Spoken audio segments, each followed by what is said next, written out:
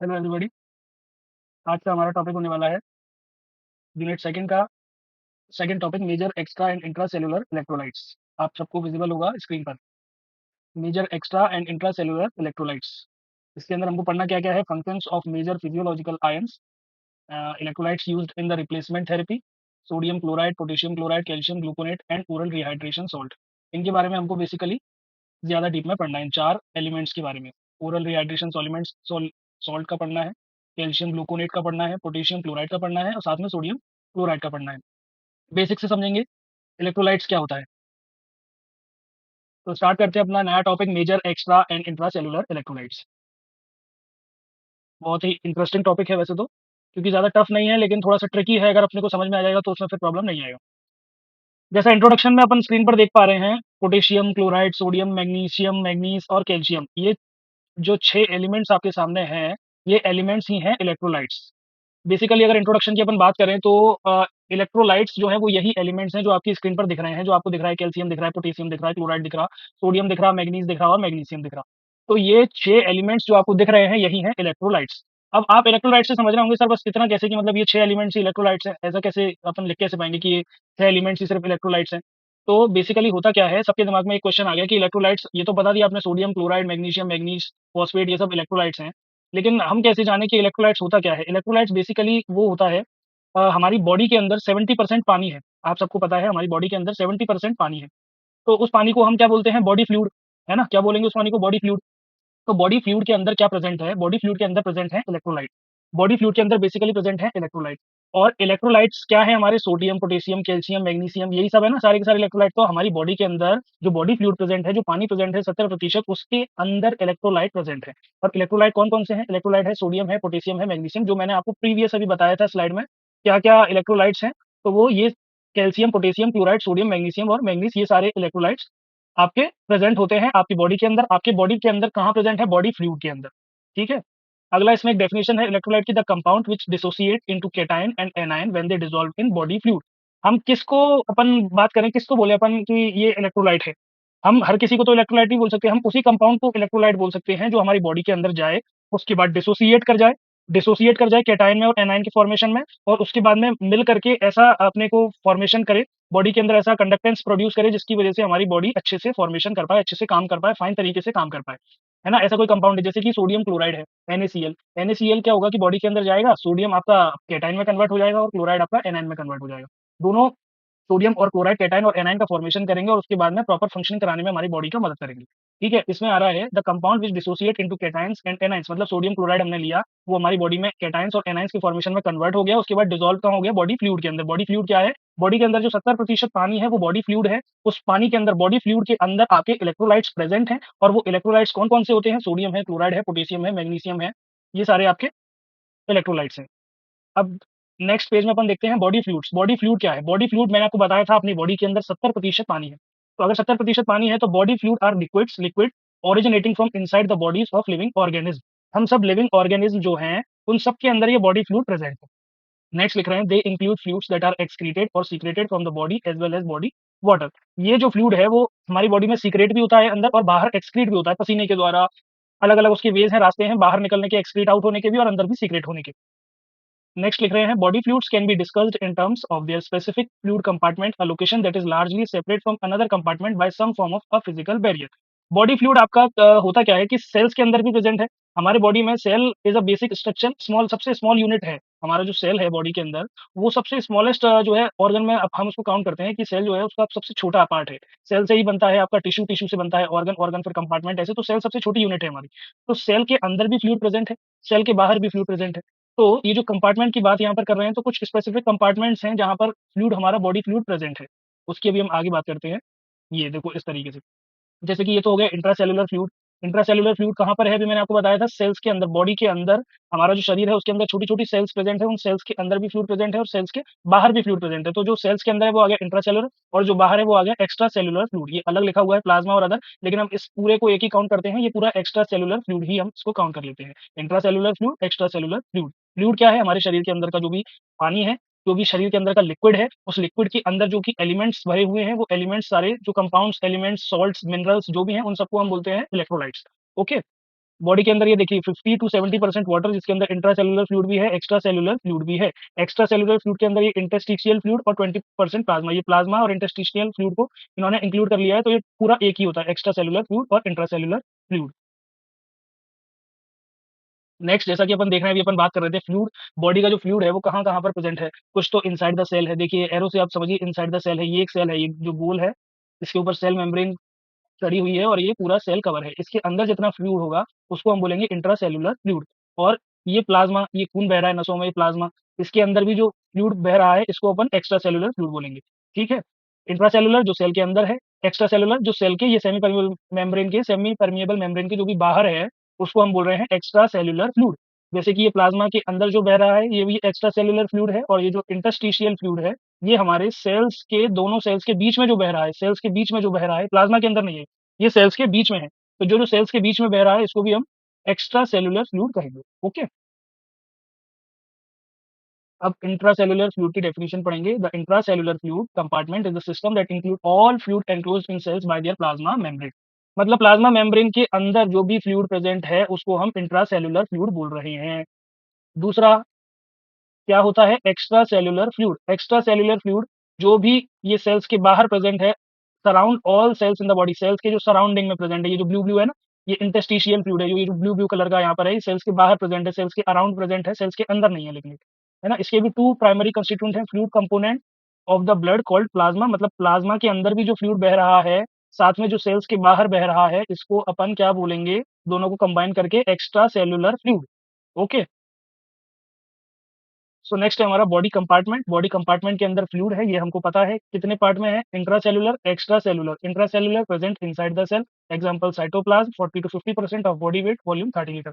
मतलब intracellular fluid का मतलब सेल के अंदर जो भी फ्लूइड प्रेजेंट है, लिक्विड प्रेजेंट है, जो भी इलेक्ट्रोलाइट्स प्रेजेंट हैं, वो आ जाएंगे इंट्रासेल्युलर फ्लूइड में। सेल के बाहर, सेल्स के बीच में, दो सेल्स के अराउंड जो ब्लू कलर का वो वाटर बह रहा था, उसको अपन बोल रहे थे इंटरस्टिशियल फ्लूइड, ठीक है, प्रेजेंट बिटवीन द सेल्स। साथ में एक है वेस्कुलर फ्लूइड, जो कि प्लाज्मा, खून के अंदर जो कि इलेक्ट्रोलाइट्स बह रहे हैं, बॉडी फ्लूइड बह रहा है, वो आ रहा है हमारा वेस्कुलर फ्लूइड के अंदर।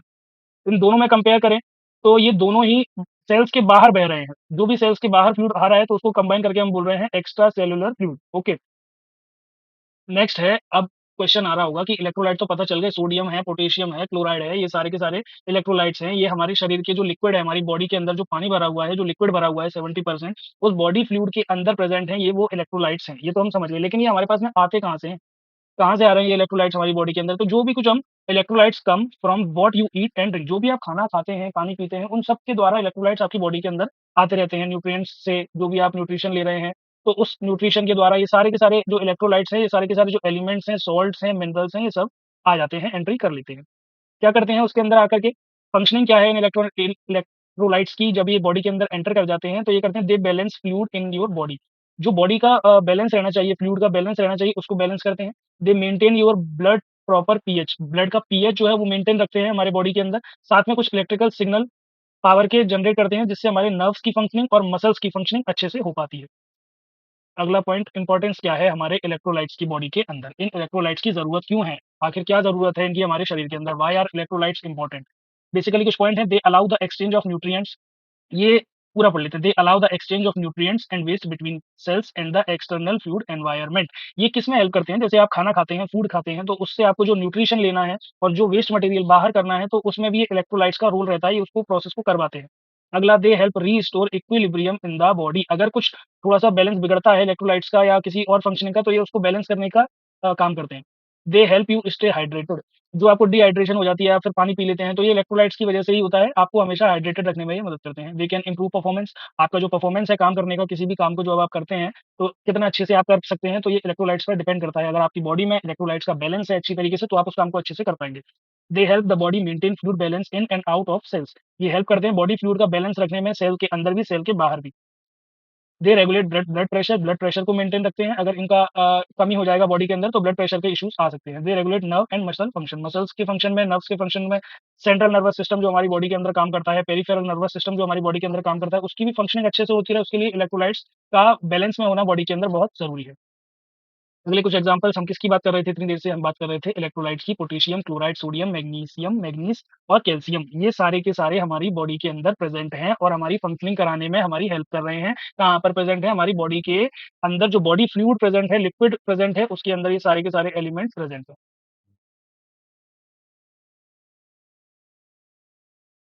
मेन काम इनका क्या है? इलेक्ट्रोलाइट का बॉडी फ्लूइड के अंदर बैलेंस रखना, fluid in your body, maintain रखना पीएच को, कैरी करना इलेक्ट्रिकल सिग्नल्स को कैटायन, एनायन के फॉर्मेशन में और नर्व्स की और मसल की फंक्शनिंग अच्छे से करवाना।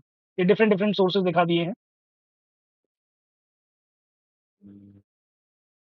तो बेसिकली अब देखिए डेफिनिशन से स्टार्ट करते हैं, अभी तक तो इंट्रोडक्शन आप सभी समझ चुके होंगे कि इलेक्ट्रोलाइट्स क्या होते हैं। इलेक्ट्रोलाइट सोडियम है, पोटेशियम है, मैग्नीशियम है, मैंगनीज है। बहुत ही ईज़ी है, ये इलेक्ट्रोलाइट्स हैं कुछ जो कि हमारे शरीर के अंदर बॉडी फ्लूइड जो प्रेज़ेंट है, लिक्विड जो प्रेज़ेंट है, उस लिक्विड के अंदर प्रेज़ेंट हैं और हमारी बॉडी के फंक्शनिंग कराने में, अच्छी प्रॉपर फंक्शनिंग कराने में हमारी मदद कर रहे हैं। इलेक्ट्रोलाइट्स क्या हैं? डिसॉल्व्ड आयन्स हैं, केटायन्स और एनायन्स के फॉर्म में ये हमारे बॉडी फ्लूइड के अंदर प्रेज़ेंट हैं और केटायन और एनायन के फॉर्मेशन में ही ये कंडक्टेंस प्रोड्यूस करवा करके हमारी बॉडी की प्रॉपर फंक्शनिंग करवाते हैं। ये कितने ज़रूरी हैं, जैसे गाड़ी के अंदर पेट्रोल ज़रूरी है, पेट्रोल के अंदर कुछ एलिमेंट्स हैं जिससे इलेक्ट्रिसिटी प्रोड्यूस होती है, उसी तरह से हमारी बॉडी के अंदर जो जो बॉडी फ्लूइड प्रेज़ेंट है, उसके अंदर कुछ एलिमेंट्स, कुछ मिनरल्स, कुछ सॉल्ट प्रेज़ेंट है, जिनकी वजह से हमारी बॉडी के अंदर प्रॉपर फंक्शनिंग हो पाती है। So electrolyte dissolved ion chemicals dissociates into cations and anions when they dissolve in the body fluid. Example acids, basis and sodium chloride. Sodium chloride इसका बिल्कुल बेस्ट एग्जाम्पल है। जब भी आप पानी लेंगे, पानी के अंदर आप सोडियम क्लोराइड को मिला देंगे तो होगा क्या? सोडियम का एक अलग फॉर्मेशन हो जाएगा, क्लोराइड का एक अलग फॉर्मेशन आपको पानी के अंदर देखने को मिलता है। सोडियम के कैटायन अलग, क्लोराइड के कैटायन अलग। सोडियम क्लोराइड दोनों, sodium Na positive, Cl negative, cation positive और एनायन नेगेटिव। इस तरीके का फॉर्मेशन एक पानी के अंदर होता है जब सोडियम क्लोराइड को घोला जाता है। तो काय में डिसोसिएट हो जाते हैं, दोनों काय में डिसोसिएट हो रहे हैं। एक कैटायन में डिसोसिएट हो रहा है, एक क्लोराइड में डिसोसिएट हो रहा है। What are intracellular, extracellular? अभी आपने प्रीवियस इमेजेस में देखा, इंट्रासेल्युलर वो थे इलेक्ट्रोलाइट्स जो कि सेल के अंदर प्रेजेंट थे और एक्स्ट्रासेल्युलर वो थे जो सेल के बाहर सराउंडिंग में प्रेजेंट थे, साथ में जो प्लाज्मा खून के अंदर जो प्रेजेंट थे वो। तो इंट्रासेल्युलर में क्या लिखा है? Present in the cell, present in the cell, cell के अंदर, सेल के अंदर प्लाज्मा मेम्ब्रेन, सेल मेम्ब्रेन जो है, परमिएबल मेम्ब्रेन जो है सेल की, उसके अंदर जो सेल के अंदर फ्लूइड प्रेजेंट है उसको अपन बोल रहे हैं intracellular electrolytes. Extra cellular interstitial मतलब सेल्स के बीच का जो स्पेस है, इंटरस्टिशियल एंड वेस्कुलर कंपार्टमेंट, बाकी का जो भी वेस्कुलर कंपार्टमेंट, खून बह रहा है, ब्लड बह रहा है, उस ब्लड के अंदर जो एलिमेंट्स प्रेजेंट है वो present out of the cell, basically cell के बाहर का जो सेल्स के अराउंड भी है, ऊपर अराउंड में भी है और साथ में जो खून के अंदर भी बह रहा है, प्लाज्मा के अंदर भी जो बह रहा है, वो भी हमारा एक्स्ट्रा सेलुलर इलेक्ट्रोलाइट्स के अंदर कंसीडर किया जाएगा। काम क्या है इनका? पीएच मेंटेन रखना बॉडी के अंदर, जिससे हमारा डाइजेशन, मेटाबॉलिज्म, एक्सक्रीशन सारे के सारे बॉडी के फंक्शनिंग अच्छे से हो सके। ऑस्मोटिक बैलेंस जो भी ट्रांसपोर्ट करना है हमें परमेबल मेम्ब्रेन से, न्यूट्रिशन को इधर से उधर भेजने का काम है, एक्सक्रीशन का जितने भी सारे ऑस्मोसिस वाले काम हैं, उसको बैलेंस करने का काम करते हैं हमारे electrolytes. Perform physiological function and many more, कई सारे और भी सारे काम ये इलेक्ट्रोलाइट्स हमारी बॉडी के अंदर करते हैं। अब कुछ बेसिक बेसिक वैसे तो हमको पढ़ना ये था इसके अंदर यूनिट के अंदर कि इलेक्ट्रोलाइट्स क्या होता है, इलेक्ट्रोलाइट्स हमको पता चल गया। उसके बाद हमको पढ़ना था कि इलेक्ट्रोलाइट्स के अंदर कहाँ पर प्रेजेंट होते हैं इलेक्ट्रोलाइट्स? वो होते हैं बॉडी फ्लूइड के अंदर प्रेजेंट। अब बॉडी फ्लूइड के अंदर भी प्रेजेंट है इलेक्ट्रोलाइट। बॉडी फ्लूइड भी पकड़ लिया अपन ने कि बॉडी फ्लूइड क्या होता है? शरीर के अंदर जो 70% पानी बह रहा है, उस पानी के अंदर, उस लिक्विड के अंदर इलेक्ट्रोलाइट्स प्रेजेंट है। 2 पार्ट में डिवाइड कर दिया, extra cellular, intracellular. Extra cellular मतलब सेल के बाहर जितना भी फ्लूइड प्रेजेंट है, जितने भी इलेक्ट्रोलाइट्स प्रेजेंट है, वो एक्स्ट्रा सेलुलर हो गए और सेल के अंदर within the cell, cell के अंदर जितने भी सारे इलेक्ट्रोलाइट्स प्रेजेंट हैं, वो हो गए आपके इंट्रासेलुलर इलेक्ट्रोलाइट्स। तो बेसिकली अब जो भी इलेक्ट्रोलाइट्स थे, वो यही तो थे, सोडियम थे, क्लोराइड थे, पोटेशियम थे, मैग्नीशियम थे, मैंगनीज थे, ये सारे के सारे इलेक्ट्रोलाइट्स थे। इनके बारे में थोड़ा-थोड़ा हमको पढ़ना है और उसके बाद हम पढ़ेंगे जो हमारे सिलेबस में मेन 4 दिए गए हैं, जिनको हमको डीप में पढ़ना है। वो 4 कौन-कौन से हैं? पहला है सोडियम क्लोराइड, पोटेशियम क्लोराइड, आपका थर्ड वन है कैल्शियम ग्लूकोनेट और फोर्थ वन है ओआरएस, ओरल रिहाइड्रेशन सॉल्ट। तो अभी तो हम ये है कि स्टार्टिंग में ये कुछ आयन्स के बारे में पढ़ लेते हैं, जैसे सोडियम के बारे में। सोडियम कहाँ पाया जाता है? एक्स्ट्रा सेलुलर कंपार्टमेंट में, मतलब सेल के अंदर नहीं पाया जाता ये सॉल्ट सोडियम। नॉर्मल लेवल है 136 से 142 मिली इक्विलिब्रियम पर लीटर। फंक्शन क्या है? एब्जॉर्ब्ड रहता है, एक्सक्रीटेड रहता है, सेल्स से एक्सक्रीटेड भी रहता है और एब्जॉर्ब भी रहता है बॉडी फ्लूइड के अंदर। अब बॉडी फ्लूइड के अंदर जब एब्जॉर्ब रहता है तो काम क्या करता है? मेंटेन करता है charge balance between the body fluid. इसके साथ में काम करता है ये अलोंग विथ क्लोराइड। सोडियम हमेशा क्लोराइड के साथ में मिलकर के काम करेगा, काहे का? मेंटेन करेगा ऑस्मोटिक बैलेंस आपके बॉडी फ्लूइड के अंदर। किडनी के अंदर ब्लड यूरिन का वॉल्यूम लेवल हमेशा मेंटेन रहे, इसके लिए भी काम करता रहता है। अगर इसकी कमी हो जाती है सोडियम की, तो कौन सी बीमारी हो जाती है हमको? Hyponatraemia, low level of sodium in body. अगर सोडियम की कमी हो गई तो रीजन क्या हो सकता है? एक्सट्रीम यूरिन लॉस, मतलब कि अब एक्सट्रीम यूरिन लॉस होने लगेगा, मतलब आपकी बाथरूम जो है वो ज्यादा ज्यादा आपको लगने लगेगी। जैसे डायबिटिक पेशेंट जो होते हैं उनको बाथरूम ज्यादा लगती है। किडनी डैमेज हो सकती है, अगर सोडियम आपका ज्यादा बाहर हो जाएगा बॉडी के अंदर से तो आपको किडनी डैमेज का खतरा है, डायरिया हो सकता है, वोमिटिंग, एक्सेसिव स्वेटिंग, डायरिया, ये सब जो कारण है ना, इन सब से आपका सोडियम जो है बॉडी से बाहर निकल सकता है। एक्सट्रीम यूरिन लॉस, बाथरूम ज़्यादा चले जाएँगे, ज़्यादा जाएँगे तो आपका बाथरूम के द्वारा जो इलेक्ट्रोलाइट है वो बाहर निकल जाएगा। किडनी डैमेज, अगर किडनी आपकी खराब है तो आपका यूरिन ज़्यादा बाहर निकल जाएगा। डायरिया, अगर आप ज़बरदस्त जिसको हम बोलते हैं, अगर आप डायरिया हो गया है आपको तो आपका सोडियम इलेक्ट्रोलाइट बाहर निकल जाएगा। वोमिटिंग के द्वारा, एक्सेसिव स्वेटिंग, वोमिटिंग, उल्टी हो गई आपको या एक्सेसिव स्वेटिंग, ज़्यादा पसीना आ रहा है आपके, तो इन सब सोर्सेज़ से आपका जो है सोडियम का जो इलेक्ट्रोलाइट है वो बाहर हो सकता है और उसकी कमी से आपको ये हाइपोनेट्रीमिया की बीमारी हो सकती है। तो सिम्पटम कैसे हैं? पहचानेंगे कैसे कि सोडियम की कमी हो गई है हमारी बॉडी के अंदर? तो एक तो मसल्स में, जो आपकी बॉडी के मसल्स हैं, उनमें वीकनेस आपको लगने लगेगी, साथ में हेडेक होने लगेगा, कुछ रेस्पिरेटरी डिप्रेशन आपको होने लगेगी। ट्रीटमेंट क्या है? Replenishment therapy. रिप्लेनिशमेंट थेरेपी मतलब सोडियम की कमी हो गई है तो सोडियम की मात्रा बढ़ा दो, आउटसोर्स से इसके शरीर के अंदर सोडियम की मात्रा बढ़ा दो, सोडियम डाल दो। इंक्रीज़, अब चलो ये तो रिप्लेनिशमेंट थेरेपी करके अपन अपनी सोडियम की मात्रा को मेंटेन कर लेंगे। लेकिन एक बीमारी और है, कभी-कभी सोडियम की मात्रा ज़्यादा हो जाती है बॉडी के अंदर, तो क्या रीज़न देखने को मिलेंगे कि डिहाइड्रेशन की वजह से आपने ज़्यादा पानी पी लिया, तो सोडियम की मात्रा ज़्यादा हो गई, या हाई सोडियम का इंटेक आपने अपनी न्यूट्रिशनल डाइट में कर लिया। सिम्पटम क्या देखने को मिले? इंटेंस थर्स्ट और फैटिग, मतलब थकान सी हो रही है ना आपको बॉडी में, आपने ट्रीटमेंट लिया, डाययूरेटिक्स ले लिए, कार्डियोटोनिक ड्रग्स ले लिए और लो सॉल्ट की डाइट ली। बचने के लिए सोडियम का ज़्यादा इंटेक हो गया है तो आपने डाययूरेटिक्स ले लिए कुछ, जिसकी वजह से डाययूरेटिक्स ने क्या किया, थोड़ी-सी आपकी बाथरूम करने की उसको बढ़ा दिया, तो थोड़ा-सा आपका यूरिनेशन फ़ास्ट हो गया, तो आपका सोडियम उसके द्वारा बाहर निकल गया और बॉडी के अंदर बैलेंस हो गया। कार्डियोटोनिक ड्रग्स ले लिया आपने, लो सॉल्ट डाइट मतलब नमक कम लिया अपने खाने के अंदर। कैल्शियम 1% प्रेज़ेंट है, एक्स्ट्रा सेल्युलर फ्लूइड 99% इन बोन्स। ओके, 99% इन बोन्स। कैल्शियम कहाँ प्रेज़ेंट होता है? बोन्स में प्रेज़ेंट होता है, हमारी हड्डियों में प्रेज़ेंट होता है, हमारे टीथ में प्रेज़ेंट होता है। फंक्शंस क्या हैं? ब्लड क्लॉटिंग का मतलब हुआ हमारी स्किन फटी, फटी तो खून आया, उसके बाद आपने देखा कि वो खून बंद हो रहा है, अपने आप बंद हो गया। थोड़ा-सा वो गाढ़ा-गाढ़ा फ़ॉर्मेशन हो गया, अब खून नहीं आ रहा है। तो वो जो क्लॉटिंग बना ली ना, वो ये कैल्शियम की मदद से ही बनाई। मतलब खून, कभी-कभी आप देखते हैं खून कटा कहीं से, चालू हो गया, थोड़ी देर बाद बंद हो गया, वहीं पे एक क्लॉटिंग सी हो गई, खून अब नहीं निकल रहा है ना? तो ये ब्लड क्लॉटिंग कैल्शियम की मदद से करवाते हैं अपन। मसल का कॉन्ट्रैक्शन, जो मसल्स के बीच में जो खिंचाव आ रहा है, तनाव आ रहा है, आसानी से मसल कॉन्ट्रैक्ट कर पा रही है, तो वो कैल्शियम की मदद से। Release of ACH from neurons, neurons के अंदर जो एसीएच का रिलीज़ हो रहा है, एसीएच का जो रिलीज़ हो रहा है, उसकी वजह से क्या हो रहा है, एसिटाइल कोलिन इसको बोलते हैं, इसकी वजह से क्या हो रहा है, हमारा जो बॉडी है, जो हमारा बॉडी है, उसके अंदर सेंट्रल नर्वस सिस्टम अच्छे से काम कर पा रहा है। बोन्स और टीथ में तो इसका है ही, बोन्स और टीथ में तो कैल्शियम है ना? इसलिए दूध पिया करो, कैल्शियम की कमी कभी नहीं होगी। हाइपोकैल्सीमिया की बीमारी हो जाएगी अगर आप में कैल्शियम की मात्रा कम है, decrease calcium level in body, तो आपको कौन-सी बीमारी हो जाएगी? हाइपोकैल्सीमिया। रीज़न क्या है? Lower absorption, vitamin D deficiency, bone cancer. मतलब कैल्शियम की कमी होने के रीज़न है कि आपका एब्ज़ॉर्प्शन स्लो हो गया है, विटामिन डी की डेफिशिएंसी हो गई है, या बोन कैंसर आपको हो गया है, उसकी वजह से आपकी बॉडी में अब कैल्शियम की कमी हो गई है। सिम्पटम टाइटेनिक स्पाज़्म और कन्वल्सन्स। टाइटेनिक स्पाज़्म्स का मतलब है मसल्स की फंक्शनिंग अच्छे से नहीं होगी आपकी कहीं न कहीं। कन्वल्शंस का मतलब है कि आपका जो है बॉडी के अंदर थोड़ा-सा जो एक सिस्टम से काम चलना चाहिए, उस तरीके से नहीं चलेगा, नर्वस सिस्टम भी ठीक से काम नहीं करेगा प्रॉपर्ली। तो कैल्शियम की कमी से ये कुछ सिम्पटम्स देखने को मिलेंगे, मसल्स की फंक्शनिंग देख लेंगे, आपकी ढंग से नहीं हो रही है, चीज़ें ठीक से नहीं हो रही हैं, तो आप कैल्शियम की उसमें पता कर सकते हैं। अब इसका ट्रीटमेंट के लिए आप क्या करेंगे? अच्छा, एक बीमारी और है, increase level of calcium in body. जब इंक्रीज़ हो जाता है कैल्शियम, तो क्या-क्या रीज़न देखने को मिल रहे हैं अपने को? हाइपरविटामिनोसिस डी, इस कारण से आपका कैल्शियम की मात्रा ज़्यादा हो सकती है। बोन नियोप्लास्टिक डिज़ीज़, इसकी वजह से भी कैल्शियम की मात्रा आपकी बॉडी में ज़्यादा हो सकती है। सिम्पटम मसल वीकनेस, वही मसल्स के अंदर जो अपन बात कर रहे थे, उसमें वीकनेस देखने को मिलेगी। कॉन्स्टिपेशन होगा, कार्डियक इर्रेगुलरिटीज़ होगी, कॉन्स्टिपेशन, पेट में दिक्कत स्टार्ट हो जाएगी आपको कैल्शियम की कमी से, कार्डियक हार्ट की जो दिक्कतें हैं, वो इर्रेगुलरिटीज़ वगैरह चालू हो जाएँगी।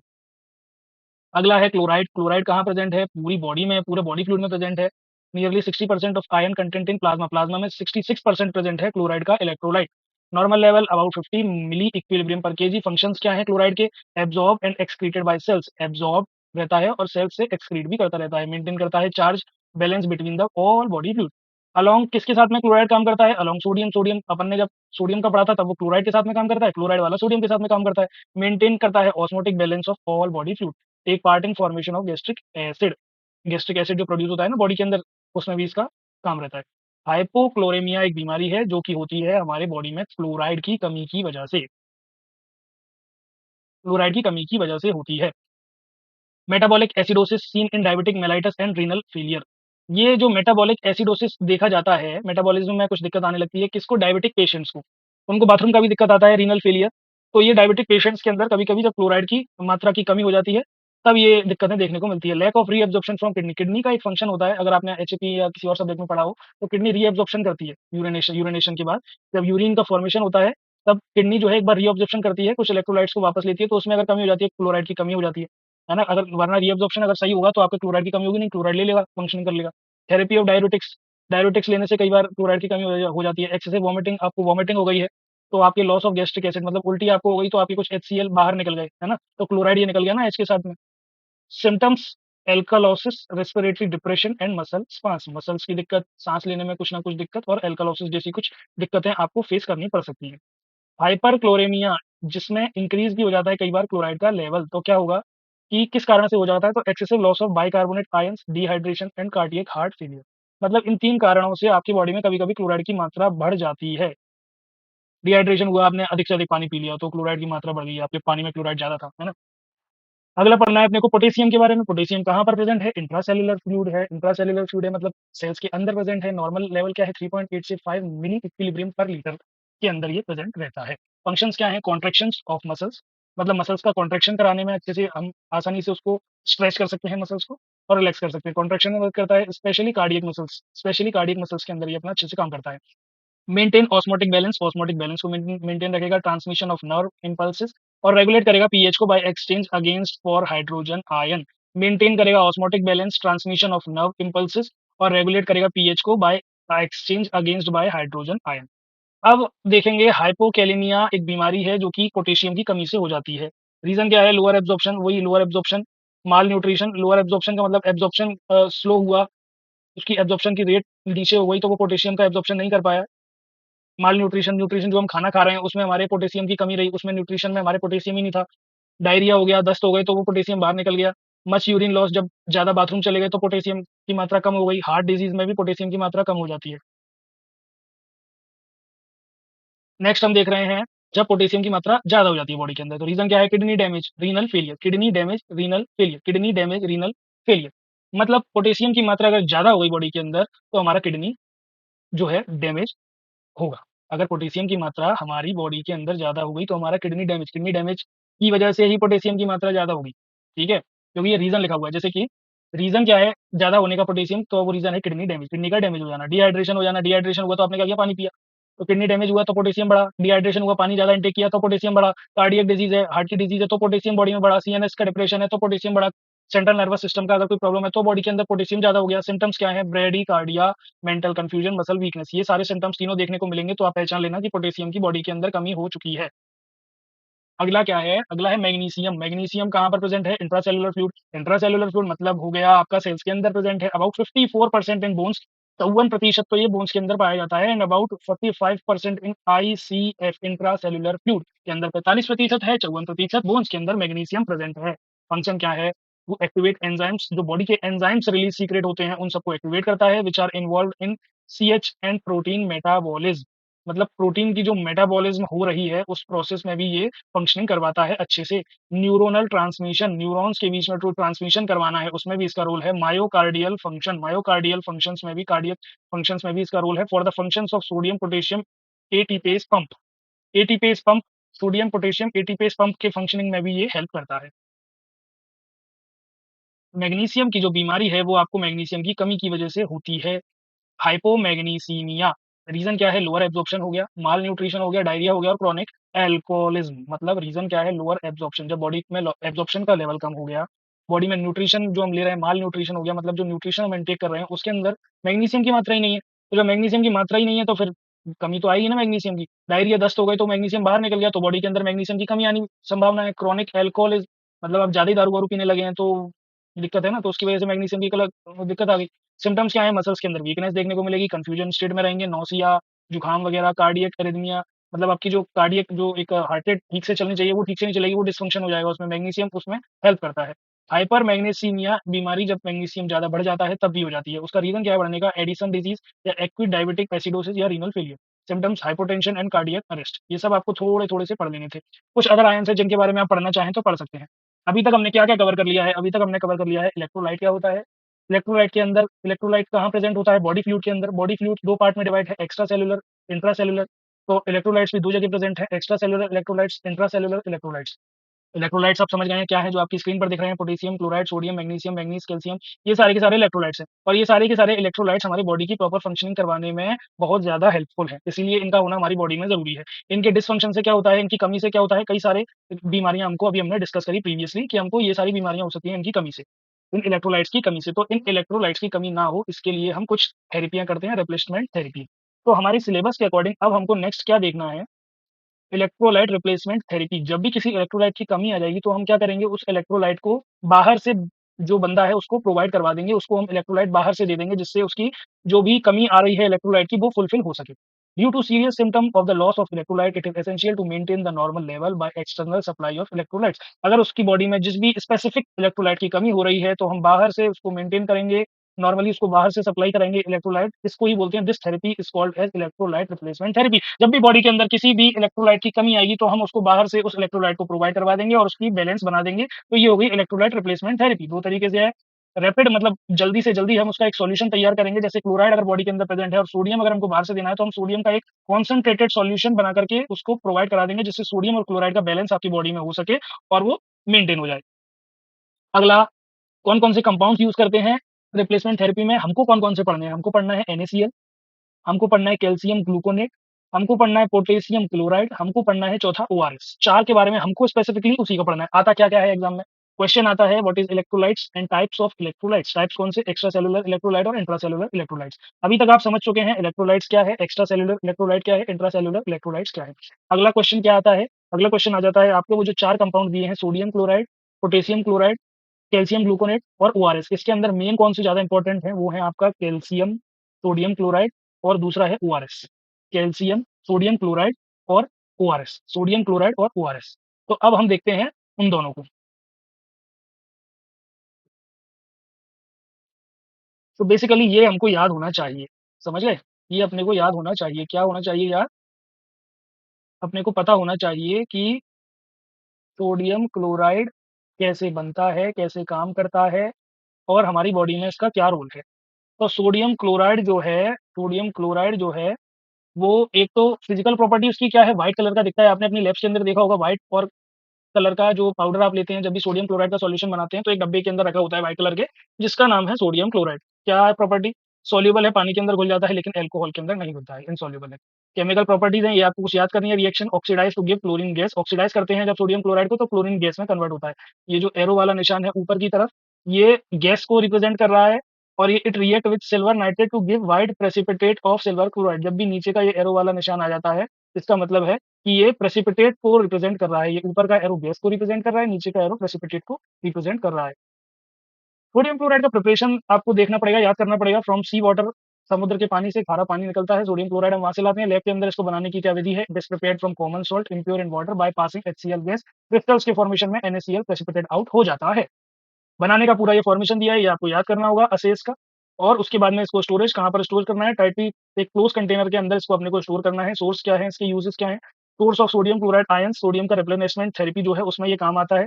Making other pharmaceutical formulation like Ringer injection और ओआरएस वगैरह बनाने में भी सोडियम क्लोराइड का हम यूज़ करते हैं। तो सोडियम क्लोराइड आप कैसे लिखेंगे? पहले उसकी फिजिकल प्रॉपर्टी लिखेंगे, फिर केमिकल प्रॉपर्टी बता देंगे कि गैसियस फॉर्म में और प्रेसिपिटेट फॉर्म में एक-एक रिएक्शन करके बता देंगे। सोडियम क्लोराइड का प्रिपरेशन बता देंगे, कहाँ से लाए हैं आप इसको, लैब के अंदर आपने कैसे क्रिस्टल फॉर्मेशन में NaCl को प्रेसिपिटेट आउट किया हो, या फिर आप सी वाटर से लाए, या फिर आपने असे कैसे बनाया उसको, उसका बता देंगे। और कहाँ स्टोर करेंगे, कहाँ-कहाँ यूज़ होगा। ये सोडियम क्लोराइड का अपना हो गया। अगला potassium chloride, same physical properties बता दो, व्हाइट कलर का है, कलरलेस है, सॉल्युबल है पानी में, अल्कोहल में नहीं है। प्रिपरेशन बता दो, लैब स्केल के अंदर ऐसे बनता है साहब, इंडस्ट्री में ऐसे बनता है। दोनों बता दोगे, रिएक्शन करा दोगे HCl के साथ में तो K2CO3 पोटेशियम, ये देखो ये इसमें भी गैस के फॉर्म में कार्बन डाइऑक्साइड गैस के फॉर्म में निकल रहा है। तो ये पूरा एक रिएक्शन करके बता दोगे इंडस्ट्रियल स्केल पे कहाँ से आता है, ये उसका प्रिपरेशन आप बता दोगे। अगला असे बताना है, असे आपको याद करना होगा। ये जो वैल्यूज़ लिखी हुई हैं, ये एक स्टैंडर्ड सॉल्यूशन बनाने की लिखी हुई हैं। सोडियम क्लोराइड का जब स्टैंडर्ड सॉल्यूशन बनाते हैं, तब लास्ट में यही वैल्यू निकल के आती है कि हमको इसी वैल्यू का इतने ग्राम लेना है, तब हम सोडियम क्लोराइड का स्टैंडर्ड सॉल्यूशन बना सकते हैं। ऐसे ही इसमें भी दिया गया है 0.07455 ओके। यूज़ दिए हैं source of potassium ion, potassium की जो रिप्लेसमेंट थेरेपी है उसमें काम करता है। Making other pharmaceutical formulation like ranger injection और ओआरएस में भी इसका यूज़ होता है। Diuretic as a diuretic use कर लेते हैं। कैल्शियम ग्लूकोनेट थर्ड कंपाउंड, क्या-क्या लिखोगे इसमें? फिजिकल प्रॉपर्टीज़ याद कर लेना, प्रिपरेशन याद कर लेना, साथ में इसका असे याद कर लेना और यूज़ कहाँ-कहाँ हो सकता है। Calcium gluconate same to same physical properties पहले कैसा दिखता है, व्हाइट क्रिस्टल के फॉर्मेशन में दिखता है, पाउडर ग्रेन्यूल्स की फॉर्मेशन में दिखता है, स्टेबल रहता है एयर में, लूज नहीं करता वाटर और क्रिस्टलाइन ऑन ड्राइंग, मतलब डज नॉट लूज इट्स, मतलब ये वैलेंसियां जो इसकी हैं बिल्कुल लूज नहीं करता है, साथ में न्यूट्रल रहता है, लिटमस पेपर पे जब चेक करते हैं तो न्यूट्रल आता है। केमिकल प्रॉपर्टीज जब भी ट्रीट करेंगे डाइल्यूट HCl के साथ में डिकम्पोज हो जाएगा ग्लूकोनिक एसिड में और कैल्शियम क्लोराइड में। देखो डाइल्यूट HCl के साथ में किया जब अपन ने इसको ट्रीट, तो फिर इसने क्या दिखाया रिजल्ट, कैल्शियम ये ग्लूकोनिक एसिड का फॉर्मेशन कर लिया और कैल्शियम क्लोराइड का फॉर्मेशन कर लिया, ग्लूकोनिक एसिड का फॉर्मेशन कर लिया और कैल्शियम क्लोराइड का फॉर्मेशन यहाँ पर कर लिया।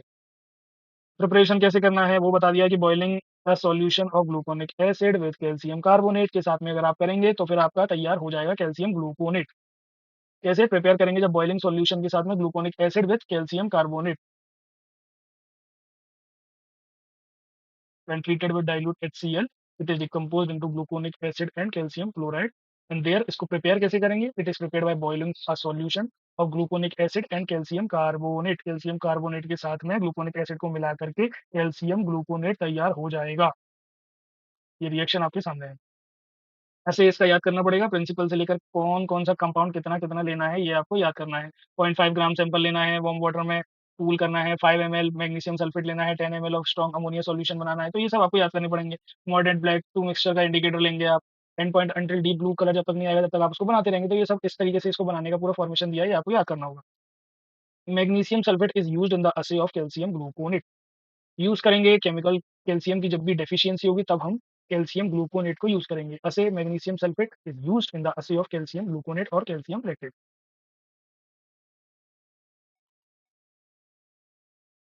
अब अगला क्या है, कैल्शियम ग्लूकोनेट का कर लिया है अपन ने कर दिया पोटेशियम क्लोराइड, अपन ने कर लिया सोडियम क्लोराइड। ये याद करना है अपने को, क्या-क्या याद करना है बेसिकली, याद करना है इनकी फिजिकल प्रॉपर्टीज़ दिखते कैसे हैं, केमिकल प्रॉपर्टीज़ रिएक्ट करने के बाद में कैसे गैसियस फॉर्म में आते हैं, कैसे प्रेसिपिटेट फॉर्म में आते हैं। उसके बाद अपने को देखना है इनका प्रिपरेशन कैसे है, बनता कैसे है, असे क्या है, स्टोरेज कहाँ करना है, क्लोज़ कंटेनर में, ड्राई प्लेस में, और उसके यूजेस कहाँ-कहाँ होंगे, ये सब अपने को याद करने का पार्ट है जो अपन याद कर लेंगे। और लास्ट और बहुत इंपॉर्टेंट टॉपिक जो है अपना वो है ORS. ORS, oral rehydration salt. ये पेपर में बार-बार पूछा जाता है। जब भी आपको दस्त हो जाते हैं, मतलब डायरिया हो जाता है, तो आपको इलेक्ट्रॉल पाउडर डॉक्टर सजेस्ट करते हैं कि आप इलेक्ट्रॉल पाउडर लीजिए। इलेक्ट्रॉल पाउडर में क्या है, इलेक्ट्रॉल पाउडर में है इलेक्ट्रोलाइट्स, ओआरएस, जो हम मेडिकल से बोल करके लेके आते हैं। ORS, oral rehydration salt. अब इसमें क्या-क्या है, ड्राई होमोजीनियसली मिक्स एक पाउडर है जो कंटेन करता है dextrose, sodium chloride, potassium chloride and either sodium bicarbonate या फिर sodium citrate for use in oral rehydration therapy. Oral rehydration therapy का मतलब है ये हम ओरली लेंगे, माउथ से लेंगे, ओरल डोजेज फॉर्म में, after being dissolved in the request amount of water. पानी में मिला के ही लेते हैं ना हम इलेक्ट्रॉल पाउडर, तो वो it is a combination of oral electrolytes. उस पाउडर के अंदर कई सारे इलेक्ट्रोलाइट्स होते हैं जो पानी के अंदर जाकर के कंसंट्रेटेड फॉर्म में मिक्स हो जाते हैं और हम उसको लेते ही हमारी बॉडी में इलेक्ट्रोलाइट का जो बैलेंस है वो होने लगता है। कई बार गाँव वगैरह में जाते हैं, तो जैसे ही आदमी को ज़्यादा बुखार वगैरह आता है या कुछ प्रॉब्लम होती है, डायरिया हो जाता है, तो वो डॉक्टर के पास जाता है, डॉक्टर उसको बॉटल चढ़ा देता है। बॉटल में क्या है, ग्लूकोज़ वगैरह इलेक्ट्रोलाइट्स वो सब दे रहे हैं, वही चीज़ है। वही चीज़ हम ओआरएस जो पिला रहे हैं उसको इलेक्ट्रोलाइट्स की उससे कमी उसको पूरी कर रहे हैं। Electrolyte combination therapy, the concentration of electrolyte may be varying depending on the level of loss of particular electrolyte। Electrolyte का पर्टिकुलर इलेक्ट्रोलाइट का लॉस हो जाएगा तो हमको क्या लेना पड़ेगा, ओआरएस लेना पड़ेगा।